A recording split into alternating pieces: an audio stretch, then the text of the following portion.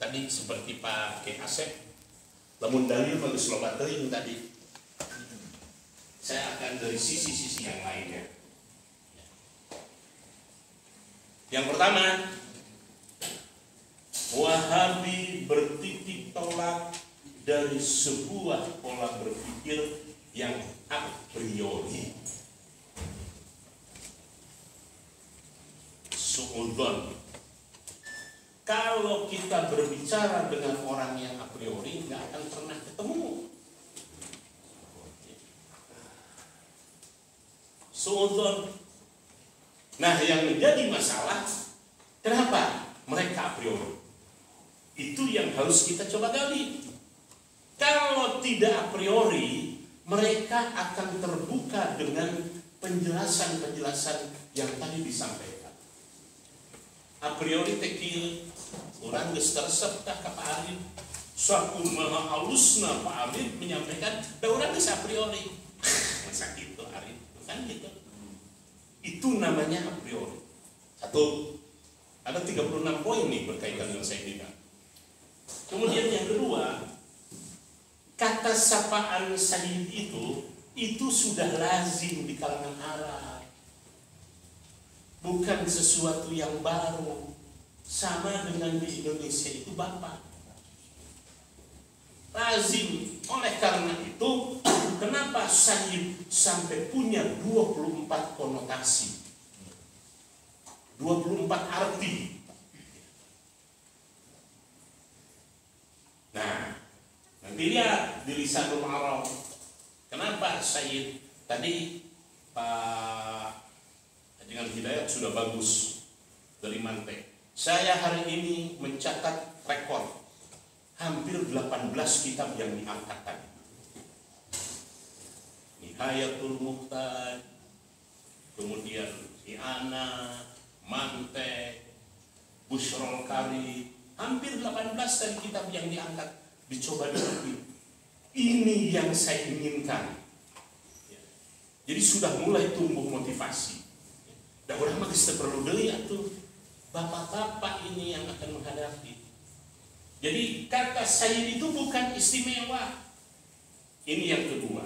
Kemudian yang ketiga, di dalam kata Sayyid, orang Arab sendiri mengatakan tidak ada konotasi pengkultusan atau primordial. Cek orang Arab dah tong sieun lamun Sayyidina teh moal dipangerankeun jiga ka Nabi Isa. Karena tukang kain wae disebutna Sayyid gitu. Tukang daging disebut Sayyid. Ya Sayyid, ya naon tukang tambal teh ya Sayyid. Tuh. Ulah jiga di urang aya tukang tambal ngaranna Soman. Bib, abdi nyungkeun dorongan naon? Oh jadi RW geus lah tambal-tambal. Hanya dia sumbing kakinya. Aku mau jadi RW. Eta mah kapilih bener atuh. Kapilih pan sambutan pertama teh gitu. Bapak-bapak, ibu-ibu, nih none RW-an ku abdi. Ibu-ibu di RW. Kayak saya ngomong RW teh. Itu lagi, none ku abdi. Wah. Geus balik ngajar deui ka madrasah, balik ngajar deui. Aya nu sumbing mada kitu. Malah kanif, ma, na, fa, mim, ha, ho. Cek baru nganif, ma, bangga nganif aing, nganif maneh. Baru dah mehese atuh. Oke. Yang ketiga, dalam kata Sayyid tidak ada konotasi pengkultusan. Dan itu dikatakan oleh orang Arab sendiri. Kan yang dikhawatirkan pengkultusan. Oh, dengan itu nggak ada. Kemudian yang keempat, itu tadi sudah disampaikan termasuk oleh Pak Dede, terkandung satu maksud yang mulia yang namanya pentakziman. Karena ini dalam ranah etika, dalam ranah adab. ada satu makna sebagai sebuah upaya untuk mengekspresikan yang namanya sikap takzim kita, sikap hormat. Jadi gampang, nu make sayyidina jeung mainna eta nu boga sopan jeung teu boga sopan. Gitu. Kan sederhana. Oke. Kemudian yang kelima, Nabi sebagai pribadi yang sangat tawadhu, mustahil tatkala menyebut dirinya pakai sayyid. Ana Sayyid Muhammad, ana Sayyid Muhammad dalam konteks keseharian. Tetapi dalam konteks fungsi beberapa kali beliau menggunakan kata sayyid. Nah, maksud saya kan nggak mungkin bapak-bapak saya ini Habib Dr. Andes Syarif Muhammad Al-Idrus bin Habib Husain bapaknya yang beli. Kan saya kenalkan saya Syarif Muhammad, kan begitu. Ngan orang nak nu kudu sopan teh nu kudu ngarti teh gitu. Dengan sikap tawadhunya Rasulullah nggak mungkin menyampaikan. Baik, sekarang sudah mulai pakai ini, praktis kalau mau ini. Tadi kondisi.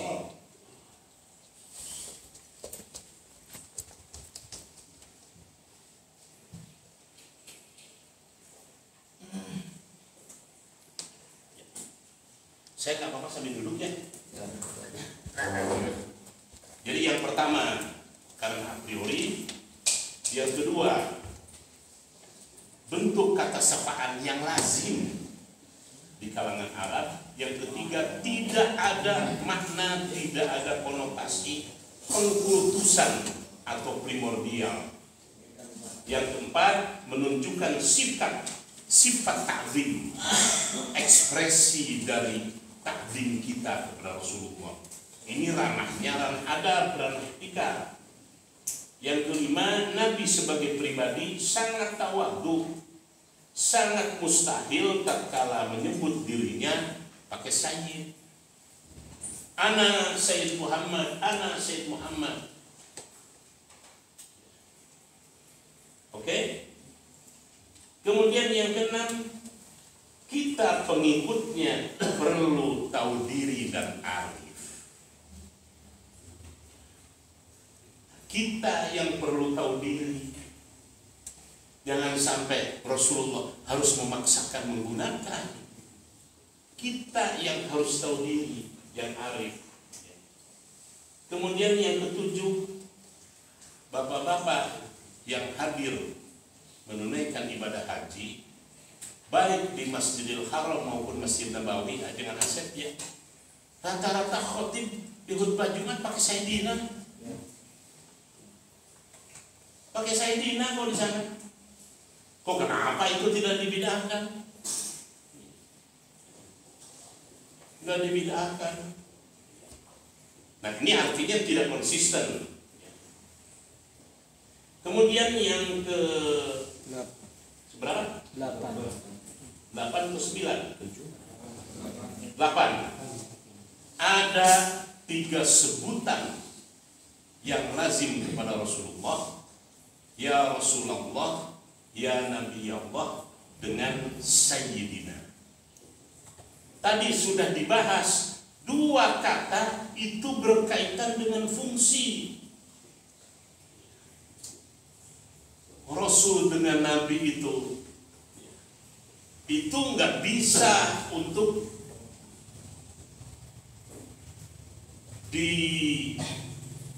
dimasukkan dalam berbagai ucapan-ucapan yang terkait dengan muamalah. Berbeda dengan sayyid. Makanya sayyid masuk di sholawat, sayyid masuk di ini, sayyid masuk di muqaddimah, sayyid masuk di ini dan sebagainya dan sebagainya. Dan kata sayyid biasa dipergunakan oleh para sahabat. Kalau kita lihat beberapa hadis, ada yang bertanya dengan menggunakan ya Rasulullah, ada yang berkata yang menggunakan dengan ya Nabi Allah, ada yang menggunakan sayyid. Pertanyaan, kenapa itu harus dinegasikan? Kenapa itu harus dinegatifkan? Nah, kemudian yang ke-9, tadi sudah ada yang menyampaikan, mereka tidak konsekuen kepada nabi bid'ah, tetapi kepada ulama kok mereka malah lebih berlebihan. Ya syekh, ya ini, ya ini, ya ini. Sekarang syekh dengan sayyid, kalau di kalangan orang Arab lebih tinggi syekh loh. Karena sayyid ini harian. Mestinya mereka menyebut imam-imamnya tidak usah pakai syekh. Itu tidak konsekuen namanya.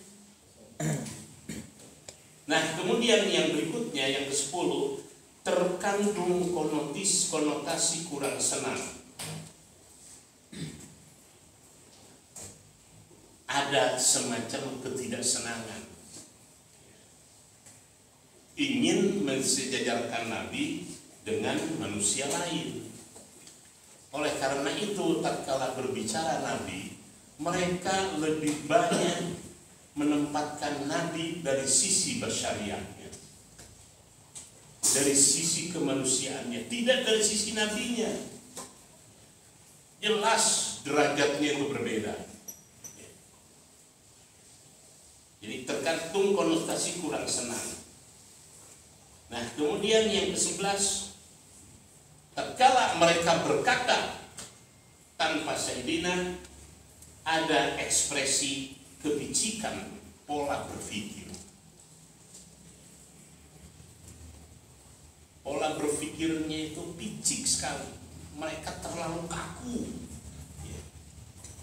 Ada ekspresi kebicikan pola berpikir.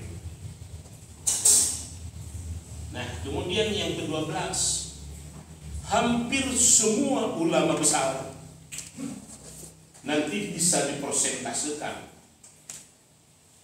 Berapa ulama yang pakai sayyidina dan berapa ulama yang tidak pakai sayyidina. Hampir semua ulama yang syekh, yang alim, al-alimul allamah, selalu di dalam mukaddimahnya pasti mempergunakan sayyidina. So, ulama-ulama besar, semua madhab, termasuk madhab Hambali pun, di dalam kitab-kitab karangannya, misalnya Ibnu Qudamah, itu ulamanya Hambali, pakai kata sayyidina. Kecuali dalam sholat mereka. Tapi dalam kitab-kitab, jadi kata ulama kita yang ini, asa afdol, asa sopan, lamun kitab muqaddimah, sayyidina dilewat. Iya mah. Malah mereka sampai mengatakan ya kitab mual berkah. Sudah sampai sejauh itu. Nah, kemudian alasan tidak ada zaman Nabi. Zaman Nabi nggak ada sayyidina. Ini kan alasan yang terlalu diada-adakan. Alasan yang terlalu diada-adakan. Betulkah itu sebuah penelitian? Padahal ini menjadi sapaan harian. Jadi sayyid ini sudah masuk dalam kategori muhadatsah yaumiyah, percakapan harian gitu. Kok dinafikan? Nah, kemudian yang ke-14, hampir semua jenis sholawat kecuali satu-satunya yang tidak mempergunakan sayyidina, karena itu dari malaikat Jibril, hanya sholawat Jibril. Sallallahu ala Muhammad, sallallahu ala Muhammad, hanya karena dijaga keorsinilan dan keutuhannya. Ini yang ke-14.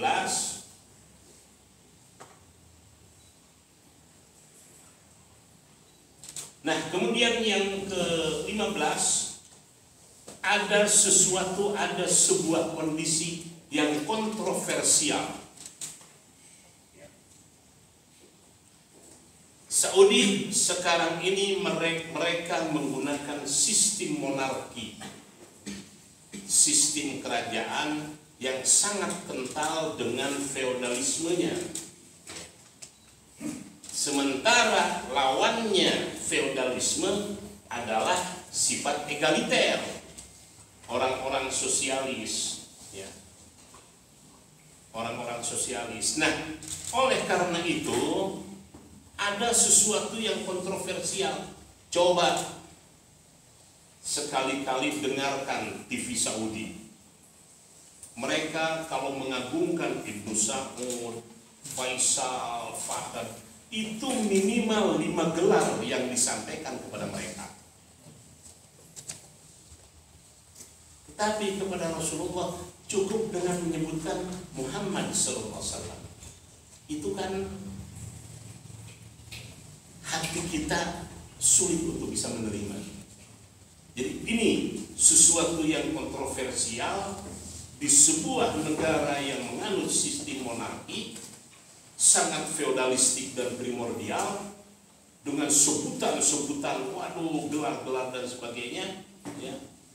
Tetapi mereka mencoba menerapkan sebuah sapaan yang egaliter, yang itu berasal dari pemikiran orang-orang sosialis. Ini dari sudut sosiologi.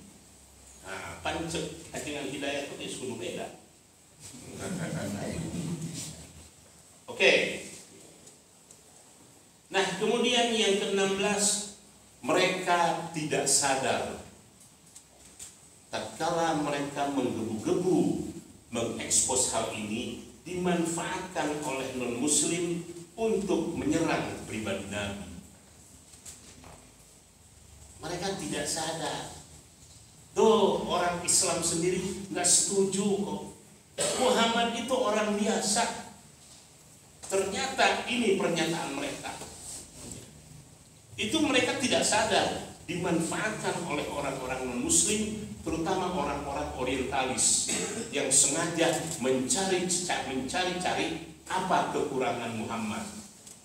Sampai hari ini mereka itu kesulitan mencari apa kelemahan Rasulullah. Kan sekarang yang diangkat itu tukang kawin, nafsunya besar dan sebagainya. Tapi itu semua dipatahkan. Oke. Nah, kemudian Sayyidina, kita beranggapan ini sebagai sebuah model tata krama dalam domain muamalah. Adapun akhirnya masuk ke ranah ibadah, itu tidak mengurangi nilai ibadah. Ini kan domainnya domain muamalah. Tapi akhirnya masuk ke domain ibadah. Nah, kemudian yang ke-18, sebutan Sayyidina itu tidak hanya sekedar disematkan kepada Rasulullah, juga kepada para nabi dan juga kepada para sahabat. Di kitab-kitab para ulama menyebut Abu Bakar itu Sayyidina Abu Bakar, menyebut Umar itu Sayyidina Umar, menyebut Ali itu Sayyidina Ali. Jadi bukan hanya sekedar dominasi kepada Rasulullah. Sangat wajar kok kunaon. Nah, itu kan Sayyidina Abu Bakar gak dipersoalkan, ke Sayyidina Umar gak dipersoalkan. Oke. Kemudian yang ke berapa? 19. Dari sisi asas kelayakan, tadi siapa yang menyebutkan patut, kepatutan, ya. Rasulullah sebagai seorang yang berasal dari keturunan yang terhormat, maknya temenang bergelar sayyid.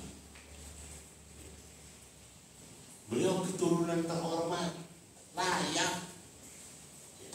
Musuh-musuh Rasulullah saja menyebut sayyid.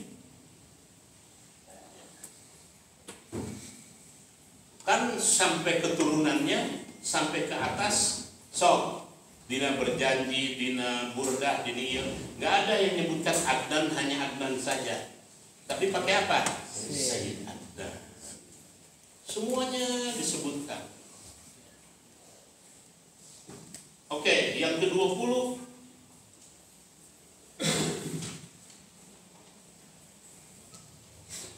sebutan kehormatan yang disematkan kepada Nabi tidak akan berpengaruh kepada sifat utama Nabi, tetap tawadhu dan tidak sombong.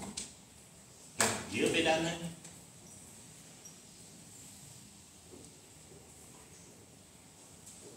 Itu hanya sebutan manusia. Tadi yang disampaikan oleh Pak Kim Malik, Raufun, Rahimun, terus Azizun. Waduh, itu enggak diberikan kepada seorang manusia yang lain pun kecuali hanya Rasulullah. Itu sebetulnya lebih di atas daripada sayyid loh itu. Karena itu sebetulnya sifat-sifat yang hanya menempel kepada Allah. Ini diberikan kepada Rasulullah. Jadi cek orang teh, naon ngaributkeun sayyid, kuduna mah diributkeun teh lain eta tah. Aya nu leuwih luhur deui. Aya nu luhur deui. Nah, itu kan langsung Allah yang menyebutkan. Coba bayangkan, Sayyid Muhammad itu hampir 120 menyebutkan kelebihan yang diberikan kepada Rasulullah. Ada enggak Nabi yang lain sampai alam nasroh laka sodroh, sederna di kedelan. Waduh, uswatun hasanah, rahmatan lil alamin. Tadi ada yang wa innaka la'ala khuluqin adzim. Numuji teh. Jadi kalau secara logika sederhana, tapi jangan sampai merusak keimanan kita ya. Awas.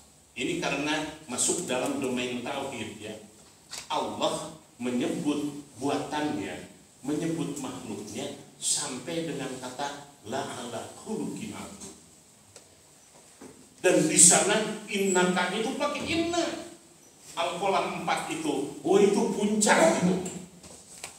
Puncak sebuah pujian dari Allah kepada hambanya yang terpilih. Nah, hari ini orang Wahabi kurang ajar nanti kabina-bina. Kan gitu, banyak ya, sekurang terbuka otak kan begitu. Kemudian yang ke-21, ada sebuah unsur pendidikan. Bagaimana cara hormat kita kepada orang yang layak untuk dihormati. Ada unsur pendidikannya. Entong merora'ah di Arab. Saya kalau menyebutkan ke bapak orang misalkan almarhum Habib Usman kan ya, kurang ajar anak masahat teh. Kemudian kita RT teh kadia teh kurang ajar ya cenah urang kan disebut RT kan Pak RT Pak RW itu biasa.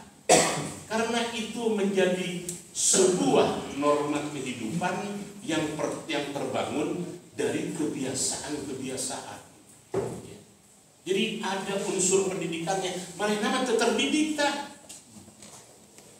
Kudu diajar gerak kan buah batu.